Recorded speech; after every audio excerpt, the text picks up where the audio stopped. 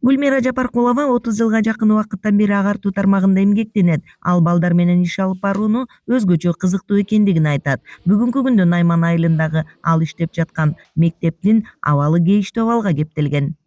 Стажым 35 жыл. Ошол бүткөндөн бери ушул жерде иштеп эмгектенип келебиз.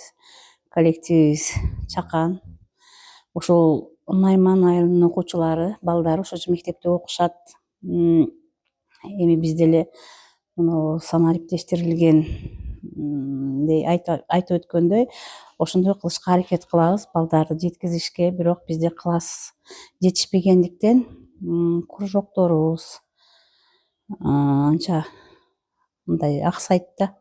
Эми ошого өкмөттөн жардам сурайбыз. Ушул мектебибизди жакшынакай кылып бүтүрүп беришине.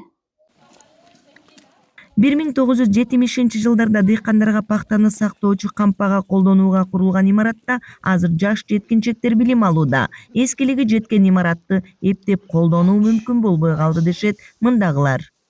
Бул жерде азыркы күндө 63 окуучу окуйт, 4-класска чейин.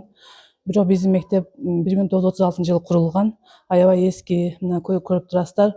Аябай жаңы корпуска, жаңы мектепке биз муктажбыз. Бул тууралуу көп жерлерге кайрылдык. Мектептин проекти дагы бүттү. Кудай кааласа ушул жылда ушул мектепке биз жаңы билим уя кылып берсе деп өкмөтүбүздөн сурап кетебиз. Окуу жай аварийный. Мектеп көйгөйү айыл элинин эле эмес, жергиликтүү Сайпидин Атабеков айыл өкмөтүнүн башчысы Талгат Акматовдун да негизги көйгөй экенин айтты. 2026 жылга республикалык бюджетке кирген, буюрса быйыл 48 миллион сом каражат бөлүнүп, заманбап шарттагы 100 орундуу мектептин курулушу жүргүзүлөт. Азыркы күндө 2026 жылга ошо Найман айылында Найман атында мектеп 4-класска чейин окуп, азыркы күндө окуп аткан окуу жай аварийный да болгондугуна байланыштуу азыркы күндө биз республикалык бюджетке сунуштап, жалпы сметалык баасы 48 миллион сомду азыркы күндө областтык УКС ишканасында республикалык бюджетке сунушталып турат. Жалал Абад капиталдык курулуш башкармалыгы тарабынан долбоору камдалды, жер тилкеси такталган. Буюрса курулуш жакынкы күндө башталып, жыл аягына чейин пайдаланууга берилет.